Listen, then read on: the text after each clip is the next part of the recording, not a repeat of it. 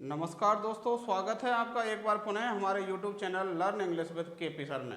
साथियों, हम सीखेंगे आज कंपाउंड सेंटेंस बनाना कि एक जो कंपाउंड सेंटेंस है वो किस तरीके से बनाया जाता है। पिछली वीडियोज में हम सिंपल सेंटेंस बनाना अच्छी तरह सीख चुके हैं।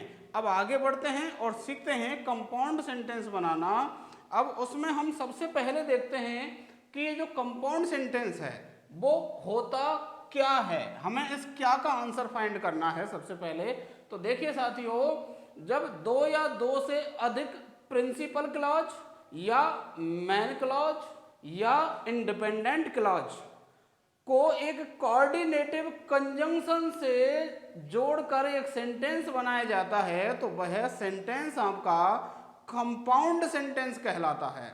दो प्रिंसिपल क्लॉज, मेन क्लॉज या इंडिपेंडेंट क्लॉज, तीनों एक ही बात है, तीनों एक ही चीज के नाम हैं। प्रिंसिपल क्लॉज बोल लीजिए, चाहे इंडिपेंडेंट क्लॉज बोल लीजिए, चाहे मेन क्लॉज बोल लीजिए, तो ये तीनों एक ही बात हैं। इनको यदि एक कोऑर्डिनेट कंजंक्शन से जोड़ दें हम तो आपका जो सेंटेंस है वो क्या कहलाएगा, आपका कंपाउंड सेंटेंस कहलाएगा। और साथियों, बात यह है कि यहाँ पर ये प्रिंसिपल क्लॉज क्या होता है। क्लॉज मतलब शब्दों का समूह जिसका कुछ मीनिंग होता है। अब उसमें भी प्रिंसिपल क्लॉज क्या होता है साथियों, ऐसा क्लॉज, ऐसा शब्दों का समूह जिसमें आपके एक तो क्या हो, सब्जेक्ट हो और इसके अलावा एक फाइनाइट वर्ब हो। फाइनाइट वर्ब की बात हम हमारी फाइनाइट वर्ब वाली वीडियो में हम कर ही चुके हैं, वहां जाकर के आप देख लीजिएगा अगर नहीं देखी है तो। और उसका क्या होना चाहिए, कंप्लीट सेंस होना चाहिए, मतलब उसका पूर्ण अर्थ होना चाहिए। मतलब यह है साथियों कि जो कोई क्लॉज है यानी कि शब्दों का समूह है उसमें आपके एक सब्जेक्ट है, एक फाइनाइट वर्ब है और एक उसका कंप्लीट सेंस है, मतलब अपने अर्थ के लिए वो किसी दूसरे के ऊपर डिपेंड नहीं है। जैसे मैं लिखता हूं Ram went to market, Ram went to market. अब ये देखिए आप, राम बाजार गया, अपने आप में पूरा अर्थ है इसका, तो ये क्या हो गया, एक तरीके से प्रिंसिपल क्लॉज हो गया। साथियों, ऐसा ही कुछ सेंटेंस भी होता है। वैसे क्लॉज की हम चर्चा जब अलग से हम क्लॉज का वीडियो बनाएंगे उसमें हम डिटेल में चर्चा करेंगे, लेकिन अभी शॉर्ट में जान रहे हैं कि जो प्रिंसिपल क्लॉज है वो क्या होती है। तो अभी हम बात कर रहे थे कि सेंटेंस में भी यही चीजें होती हैं, सब्जेक्ट होता है, फाइनाइट वर्ब होती है और कंप्लीट सेंस होता है। लेकिन साथियों, जो सब्जेक्ट है वह इससे थोड़ा ऊंचे दर्जे की चीज है और उसमें क्या होता है कि उस सेंटेंस के अंदर कई क्लॉजेज हो सकती हैं। अब यहां पर हमको क्या समझना है, कंपाउंड सेंटेंस समझना है। तो साथियों, आप ऐसा मान सकते हैं कि आपको दो सेंटेंस दिए जाएंगे, उन दोनों सेंटेंस को यदि आप कोऑर्डिनेटिव कंजंक्शन से जोड़ दें तो आपका बनने वाला सेंटेंस है वो कैसा बनेगा, कंपाउंड सेंटेंस बनेगा। किससे जोड़ दें, कोऑर्डिनेटिव कंजंक्शन से। अभी कंजंक्शन क्या होता है इसको भी फटाक से शॉर्ट में जान लेते हैं। देखिए आप, कंजंक्शन दो या दो से अधिक वर्ड्स या फ्रेजेज या क्लॉजेज या सेंटेंसेज को जो जोड़ने वाला शब्द है वो आपका क्या कहलाता है, कंजंक्शन कहलाता है। कंजंक्शन मतलब ज्वाइनिंग वर्ड, मतलब जोड़ने वाला। किसको जोड़ेगा, दो शब्दों को, दो फ्रेजेज को, दो क्लॉजेज को या दो सेंटेंसेज को, मतलब दो या दो से अधिक को, तो वो क्या कहलाएगा, आपका कंजंक्शन कहलाएगा। और इसके कंजंक्शन के दो प्रकार होते हैं, एक तो है आपका कोऑर्डिनेटिव कंजंक्शन और एक है आपका सबऑर्डिनेटिव कंजंक्शन। कोऑर्डिनेटिव और सबऑर्डिनेटिव, यदि आप कोऑर्डिनेटिव कंजंक्शन से सेंटेंसेस को जोड़ रहे हैं तो आपका सेंटेंस कंपाउंड बनेगा। यदि आप सबऑर्डिनेटिव कंजंक्शन से सेंटेंसेस को जोड़ रहे हैं तो आपका बनने वाला जो सेंटेंस है वो कैसा होगा, कॉम्प्लेक्स होगा। यानी सबऑर्डिनेटिव जो कंजंक्शन है इसका उपयोग आपको कॉम्प्लेक्स सेंटेंस बनाने में इसका उपयोग करना पड़ेगा। अभी हम बात कर रहे हैं कंपाउंड सेंटेंस बनाना है, तो कंपाउंड सेंटेंस किससे बनाएंगे, कोऑर्डिनेटिव कंजंक्शन से। साथियों, शॉर्ट में जानते हैं कि यदि आपको दो सेंटेंस दे दिए जाएं, उनको आपको कंपाउंड सेंटेंस बनाना है तो आपको क्या करना पड़ेगा, कोऑर्डिनेटिव कंजंक्शन की मदद से उनको जोड़ना पड़ेगा और आपका बन जाएगा कंपाउंड सेंटेंस। तो आइए अगली स्लाइड में देखते हैं कि जो कोऑर्डिनेटिव कंजंक्शन है वो कौन कौन से हैं, उनका किस तरीके से उपयोग किया जाता है। तो आइए बढ़ते हैं अगली स्लाइड में। तो आगे बढ़ते हैं दोस्तों और देखते हैं कि जो कोऑर्डिनेटिव कंजंक्शन हैं वो कौन कौन से हैं और उनका उपयोग किस तरीके से किया जाता है। तो देखते हैं कोऑर्डिनेट कंजंक्शन। तो नंबर 1 कोऑर्डिनेट कंजंक्शन का जो प्रकार है वो है कॉमुलेटिव। ये कौन से प्रकार के? कॉमुलेटिव प्रकार के। और अगला है आपका एडवर्जेटिव, और उससे अगला है आपका इलेटिव, और उससे अगला है आपका अल्टरनेटिव। ये 4 प्रकार के आपके कोऑर्डिनेटिव कंजंक्शंस होते हैं। कितने प्रकार के? 4 प्रकार के होते हैं, जिनमें पहला कॉमुलेटिव और दूसरा एडवर्जेटिव। अभी जो एडवर्जेटिव जो कंजंक्शंस हैं इनका उपयोग कौन से सेंटेंसेज में किया जाता है? जो सेंटेंस कॉन्ट्रास्ट को बताते हैं। किसको? कॉन्ट्रास्ट या अपोजिटनेस, यानी कि विपरीतता, या कॉन्ट्रास्ट मतलब विरोधाभास। यदि 2 सेंटेंस आपको ऐसे दे रखे हैं जो आपस में विरोधाभासी बातें कर रहे हैं, जैसे अलग अलग बातें कर रहे हैं, तो उन सेंटेंसेज को जोड़ करके कंपाउंड सेंटेंस बनाने के लिए हम कौन से कंजंक्शन लगाएंगे? एडवर्जेटिव कंजंक्शंस लगाएंगे। इसके अलावा यदि कोई 2 सेंटेंस जो आपके हैं उनमें रीजन रिजल्ट वाला संबंध है, कौन सा? रीजन रिजल्ट या कॉज इफेक्ट, जिसे आप हिंदी में कह सकते हैं कारण परिणाम वाला यदि भाव है, तो आप कौन सा कंजंक्शन लगाएंगे? इलेटिव। और यदि आपको 2 सेंटेंस दे रखे हैं, 2 काम दे रखे हैं, उनमें से यदि सिलेक्शन या चॉइस मतलब चुनाव की बात हो कि आपको इन 2 कामों में से एक काम करना है, तो ऐसे केस में आप कौन से कंजंक्शन लगाएंगे? अल्टरनेटिव। अब जो प्रत्येक प्रकार के कंजंक्शन हैं उनमें कुछ एक कंजंक्शन आपके दे रखे हैं। जैसे आपका अल्टरनेटिव जो कंजंक्शंस हैं उनमें आइदर और नाइदर नॉर और अदरवाइज एल्स, ये आपके 4-5 कंजंक्शन हैं। कौन से में? अल्टरनेटिव वाले में। इधर रीजन रिजल्ट वाले सेंटेंस हैं तो उनको जोड़ने के लिए सो, फॉर, हैंस, देयरफॉर, ये आपके 4 कंजंक्शन हैं। इसके अलावा यदि आपका सेंटेंस या कॉन्ट्रास्ट वाला है, यानी कि दोनों सेंटेंस में आपस में क्या है? विरोधाभास है, तो उनके लिए आपके yet, but, still, however, nevertheless, ये आपके 4-5 कंजंक्शन इसमें हैं। अब आप साथियों ये कहेंगे कि यदि विरोधाभास वाला है तो आप ये वाले कंजंक्शन लगा देंगे, यदि रीजन रिजल्ट वाला है तो ये वाले लगा देंगे, और यदि सिलेक्शन चॉइस वाली बात चल रही है तो आप ये वाले कंजंक्शंस लगा करके कंपाउंड सेंटेंस बना लेंगे। लेकिन यदि ये तीनों प्रकार की ही बातों वाला सेंटेंस ना हो या इसके अलावा अन्य प्रकार के सेंटेंस हो, यानी कि उनमें ना तो विरोधाभास हो, ना कारण परिणाम हो, ना उनमें चुनाव की बात हो, तो आप संपर्क करेंगे फिर चौथे प्रकार का जो कंजंक्शन है एक कॉमुलेटिव। और इसमें आपके कौन कौन से हैं? And, both and, as well as और बिसाइड्स। इसके अलावा नॉट ओनली बट आल्सो। ये आपके 1 2 3 4 5 कंजंक्शन हैं इसमें। कौन से में? कॉमुलेटिव में। कब इनका उपयोग करेंगे?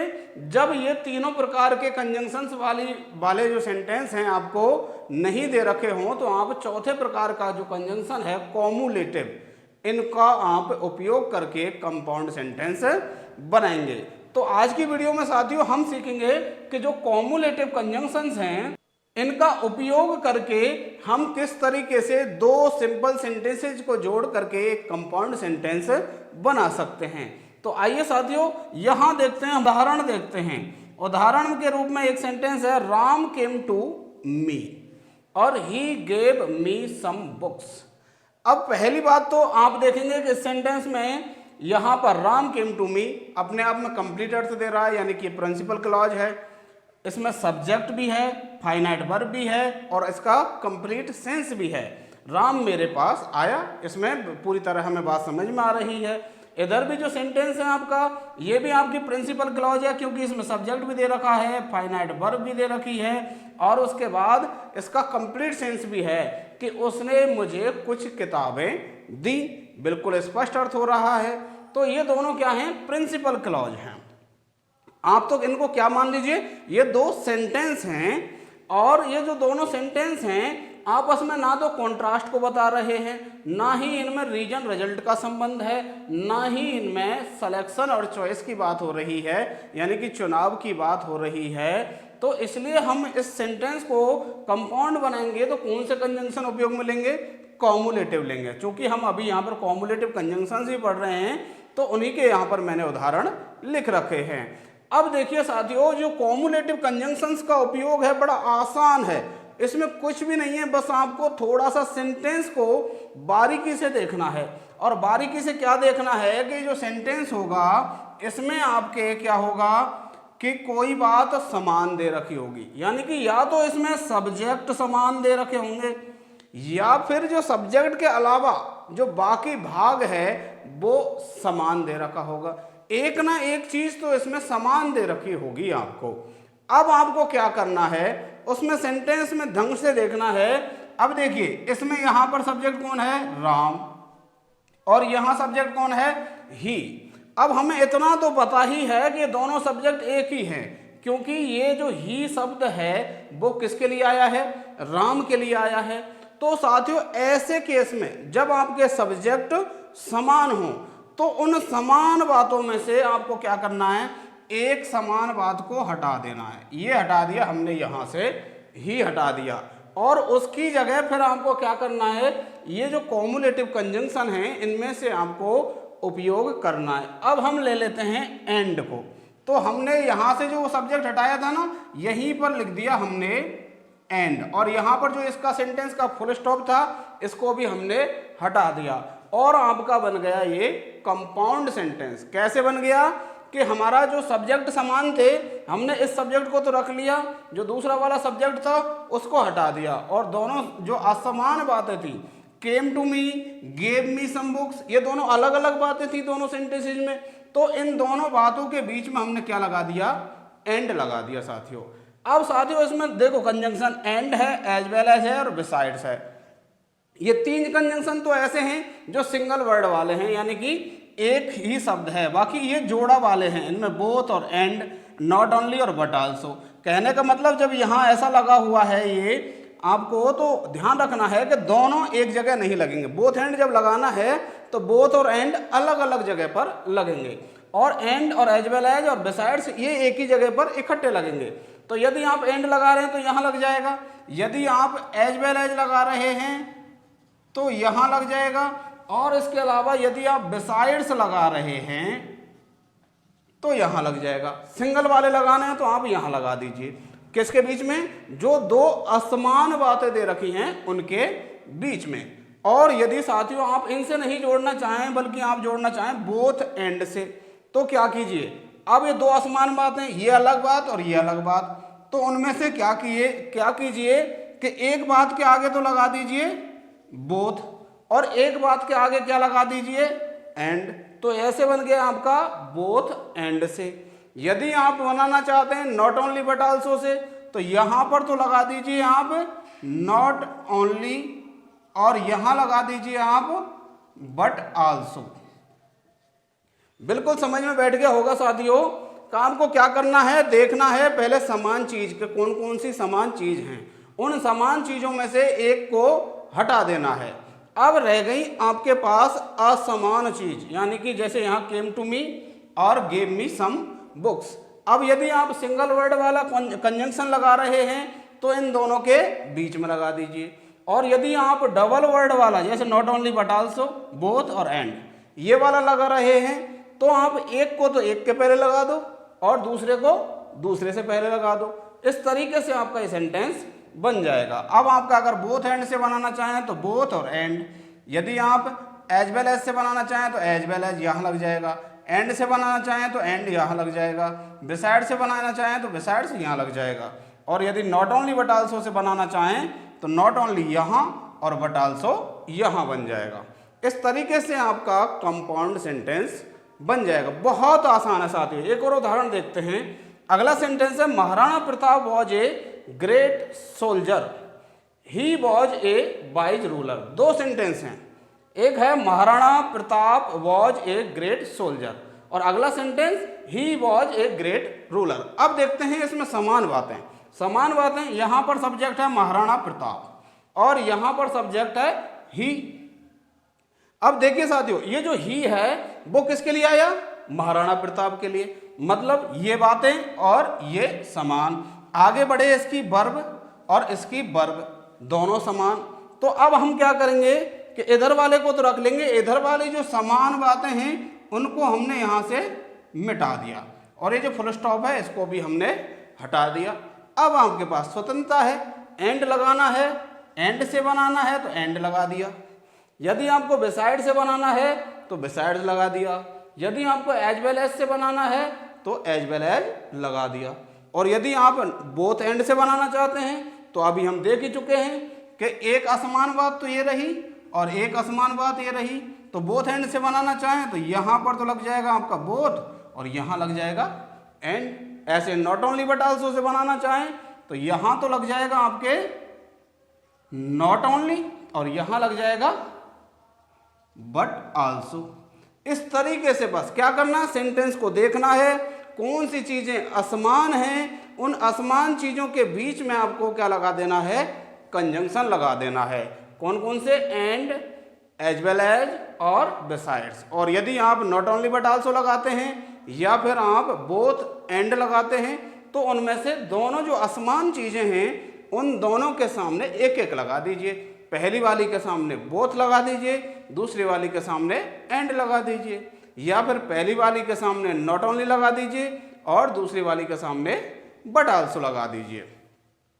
अब ये तो हमने देखा कि सब्जेक्ट समान और बाकी भाग असमान। अब देखते हैं एक उदाहरण।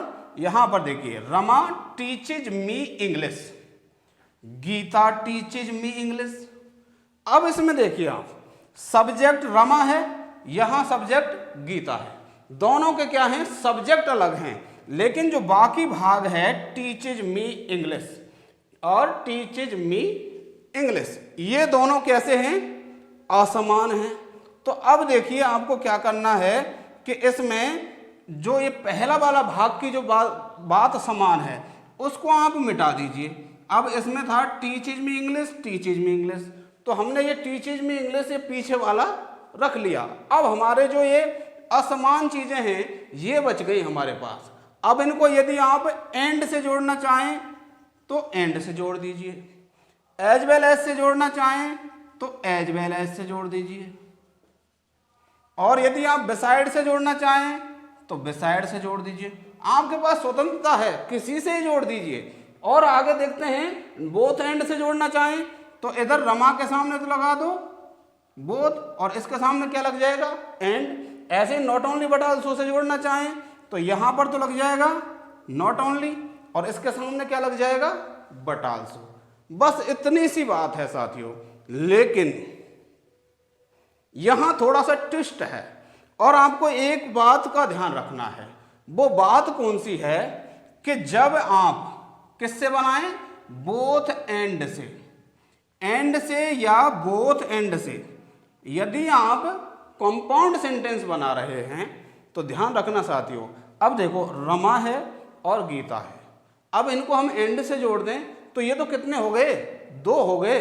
तो वर्ब कैसी आएगी, अब दो हैं मतलब प्लूरल हो गए ये तो प्लूरल हो गए, तो वर्ब भी कैसी आएगी, प्लूरल। जबकि यहां पर वर्ब हमने कैसी लिख रखी है, सिंगुलर लिख रखी है, सिंगुलर। अब सिंगुलर है और यदि हम इसको एंड से जोड़ रहे हैं तो यहां पर हमें वर्ब कैसी करनी पड़ेगी, प्लूरल करनी पड़ेगी। तो एंड से जोड़ेंगे तो Rama and Gita teach me English हो जाएगा। ऐसे ही यदि आप एज वेल उससे बोथ एंड से जोड़ते हैं, बोथ और एंड से, यहां आप लगा देते हैं क्या, बोथ, और यहां लगा देते हैं एंड। तो अब ऐसे केस में भी आपकी जो वर्ब है वो कैसी आएगी, प्लूरल आएगी, क्योंकि बोथ एंड मतलब दोनों की बात होने लगी, सब्जेक्ट ही प्लूरल हो गया, तो वर्ब भी कैसी आएगी, प्लूरल आएगी। ऐसे ही आपका एज वेल एज के मामले में ध्यान रखना साथियों, एज वेल एज और बिसाइड्स के मामले में, ये जो दो कंजंक्शन है ना, एज वेल एज और बिसाइड्स, इनके मामले में ध्यान रखना कि जो वर्ब है वो पहले वाले सब्जेक्ट के अनुसार आएगी। रमा को और गीता को जोड़ रहे हैं, अभी तो दोनों कैसे हैं, सिंगुलर हैं, तो हमें किसके अनुसार लगानी है, पहले वाले के अनुसार। अब ये सिंगुलर है तो वर्ब सिंगुलर, यदि प्लूरल है तो वर्ब प्लूरल। और ऐसे आपके नॉट ओनली बट आल्सो के मामले में एक चीज याद रखना, नॉट ओनली बट आल्सो के मामले में क्या ध्यान रखना है कि जो वर्ब है वो दूसरे वाले सब्जेक्ट के अनुसार आएगी। जैसे यहाँ पर रमा और यहाँ गीता, जब आप नॉट ओनली और बट आल्सो से जोड़ रहे हैं तो वर्ब किसके अनुसार आएगी, गीता के अनुसार। चूंकि यहाँ पर अभी तो कैसी है, गीता सिंगुलर है, इसलिए यहाँ पर पहले भी सिंगुलर थी तो सिंगुलर ही आ जाएगी। लेकिन अगर यहाँ पर प्लूरल होता तो ये वर्ब कैसी आती, प्लूरल आती। अब देखिए इसको हम संक्षेप में समझते हैं कि अगर हम इसको एंड से जोड़ रहे हैं, अब चूंकि एंड से जोड़ने के बाद प्लूरल हो गए तो वर्ब क्या आएगी, टीच। और यदि आप बोथ एंड से जोड़ रहे हैं तो भी कैसी वर्ब आएगी, प्लूरल, टीच। और यदि आप इसको एज वेल एज से जोड़ रहे हैं तो जो वर्ब है वो कैसी आएगी, सिंगुलर आएगी। और यदि आप इसको बिसाइड से जोड़ रहे हैं, किससे, बिसाइड से, तो बिसाइड से जोड़ रहे हैं तो भी वर्ब पहले वाले के अनुसार आएगी, मतलब रमा के अनुसार आएगी। रमा सिंगुलर तो वर्ब भी सिंगुलर, तो क्या आएगी, टीचेज आएगी। और यदि आप इसको not only but also say जोड़ रहे हैं, not only but also say, तो जो वर्ब है वो बाद वाले के अनुसार यानी कि गीता के अनुसार। अब गीता सिंगुलर है तो वर्ब कैसी आ जाएगी, सिंगुलर आ जाएगी। आशा करता हूं साथियों आपको ये जो कंपाउंड सेंटेंस है किसके माध्यम से, कॉम्युलेटिव कंजंक्शन के माध्यम से कंपाउंड सेंटेंस बनाना आपको अच्छी तरह आ गया होगा। अब मैं आपको मेरी तरफ से एक क्वेश्चन देता हूं, इसका आप फटाक से कमेंट करके बताइए कि आंसर क्या होगा। सेंटेंस है ही इज इंटेलिजेंट और दूसरा सेंटेंस क्या है, he is a hard worker. He is intelligent, he is a hard worker. यदि आप इस स्लाइड का स्क्रीनशॉट लेना चाहें तो आप ले सकते हैं। और साथियों ये जो आपका सेंटेंस है इसका कंपाउंड सेंटेंस क्या बनेगा ये मुझे कमेंट करके अवश्य बताइएगा, ताकि मुझे ये पता चल सके कि जो मेरे विद्यार्थी हैं उनको कितना समझ में आ रहा है। यदि आपको वीडियो पसंद आई है तो वीडियो को लाइक कर दीजिए और जो अपने अन्य साथी हैं उन तक भी पहुंचा दीजिए, ताकि वो भी इस वीडियो का लाभ उठा सकें। और यदि आप चैनल पर नए हैं तो इस चैनल को सब्सक्राइब भी कर लीजिए तथा जो बेल आइकन है उसको भी प्रेस कर लीजिए, ताकि आपको जो नोटिफिकेशन है वो समय पर मिल सके। मिलते हैं इस कोऑर्डिनेट कंजंक्शन के ही अगले पार्ट में, जिसमें हम सीखेंगे एडवर्जेटिव, एलेटिव और अल्टरनेटिव कंजंक्शन से किस तरीके से हम कंपाउंड सेंटेंस बनाते हैं। तो मिलते हैं अगली वीडियो में, तब तक के लिए धन्यवाद।